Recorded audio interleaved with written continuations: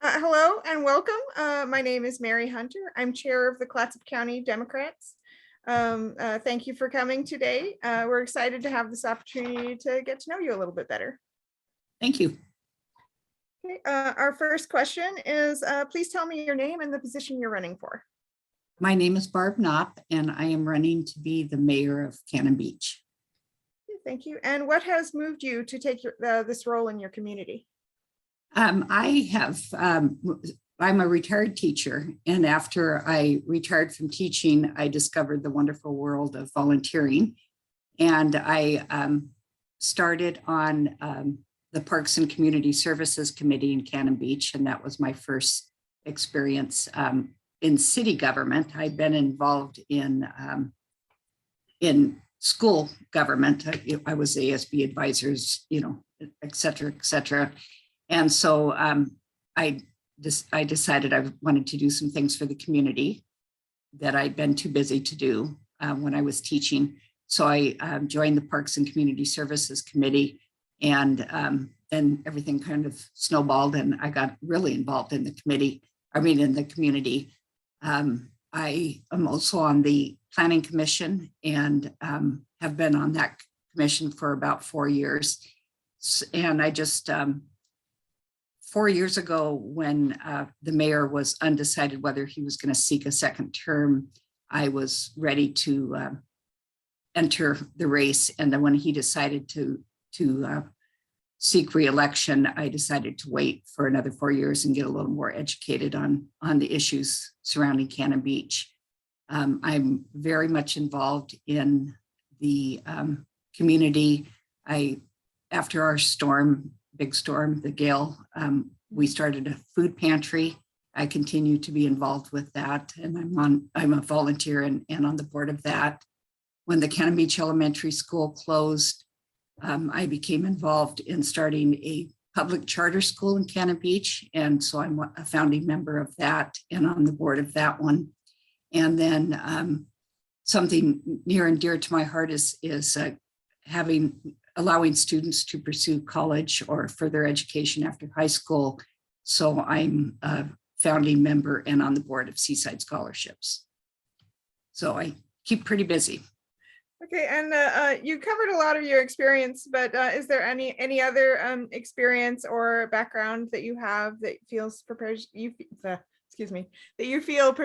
this position? I think years in a classroom. I definitely think running a city meeting that's like a big classroom. There's some unpredictabilities because you get to know your students and you don't always know every member of your community or where they're coming from. But I try to treat running a city meeting the same way as I approach the classroom, give people a chance to express their opinions, try to teach everyone to deal with respect and kindness, even if you disagree, and to be a good listener. Thanks. And now for the Cannon Beach specific questions. What do you think about the prepared food tax? I really think we need to find a way to tap the tourists to help pay for the infrastructure that they definitely use. I think the prepared food tax is a way to do that. I know that there's a lot of opposition to that, but until the legislature changes how you can use transient room tax, we have to figure out a way to have people that don't live here pay for infrastructure costs. And the prepared food tax is a way to do that. I don't think from the levels of crowds that we've had since the prepared food tax has gone into effect that it has affected our tourist activity. And I think that after we've had a couple of quarters of collecting the tax, that it will be important for the city and the businesses to get together and discuss how things are going. The reporting aspect of the tax will be interesting. Nobody's gone through that yet as restaurant owners.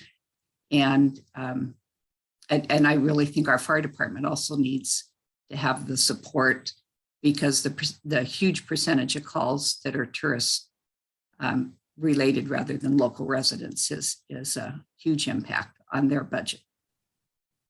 Okay, thank you.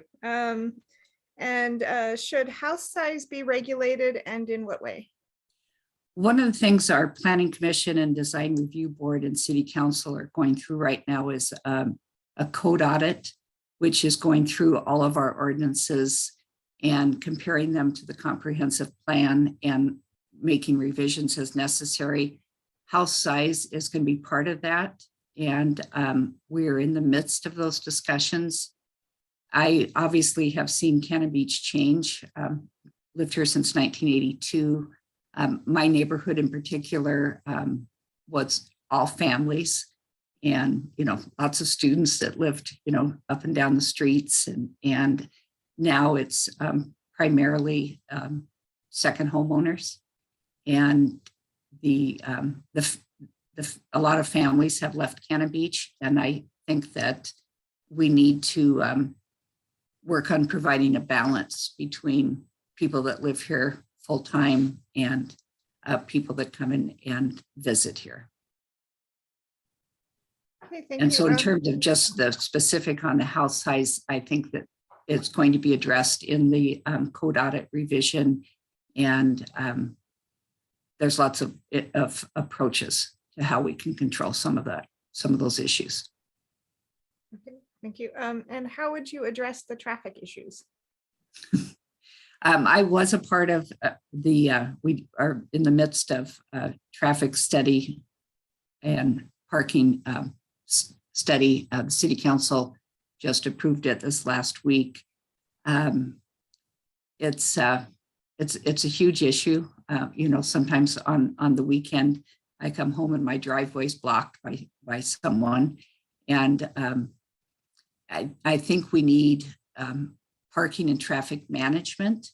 And the study that we have just finished does approach that.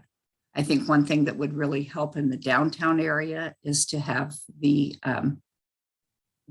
parking striped on the streets so that people kind of have, because a lot of times you'll think you've got a space you can fit in and it doesn't work, and that holds up traffic. And so I think managing our traffic and our parking will help that. You know, there's a lot of people that would like to limit the number of tourists that come into town, and I don't know if there's any practical way to do that. I think what we need to do is educate tourists that this is a community where people live and work, and that they need to respect the wonderful environment that we have, pick up their garbage, you know, et cetera, and leave the community a better place than how they found it. Okay, thank you. Did that answer that? Yes. Okay. And what is your vision for Cannon Beach for the next few years? Well, it's a really exciting time to be in Cannon Beach. Not only the fact that, you know, we're electing a new mayor and 2 city council positions, but the Cannon Beach Elementary rejuvenation project is very, very exciting. Our food pantry is located at the former elementary school in the library building. And so the rejuvenation project will remodel and revitalize the gym and the classrooms. And then the food pantry will remain in that location, which is an absolute perfect location for the food pantry. And we got to see the first schematic designs this week, and it's amazing and exciting. There will be some issues that we'll need to address. And but, you know, leaving the meeting on Wednesday night, it was just such a positive, uplifting, exciting time to look at their designs, their very first designs. And we have an excellent firm that we're working with They have done a really good job of outreach with the community and listen very carefully to all the things that we envision for that property. We're also starting out with a new city hall and police station, and we're in the beginning stages of that. And so there's going to be lots of things that are interesting. I obviously want the Cannon Beach Academy to continue to thrive as it is now. We're in our 6th year of operation, K through 5 public charter school associated with Seaside School District. One real hope I have as mayor is that we can start to learn again how to get along with each other. I think that a real downside to the pandemic is that, and it's not just unique to Cannon Beach, it's all across the world, but we kind of became very isolated during the pandemic, and we attended Zoom meetings. We kind of forgot how to act in public, and I would like us to get back to being civil and kind to one another, even if we disagree. Okay, thank you very much. That's all I have for the prepared questions. Is there anything else you'd like to add? Well, one thing I would like to tell all the voters is please vote. It is I would love to see 100% turnout, A+, it as the teacher would say. And I have never understood why people don't vote in elections.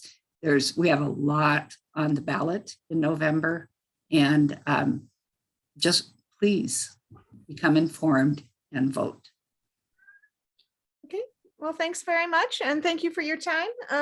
Thank you. We will be, once we complete all of the interviews, we'll be uploading them to YouTube and posting them on social media, and I'll send you a link. Okay, great. Okay, thanks for your time. All right, thank you. Bye-bye. Have a good day. You too.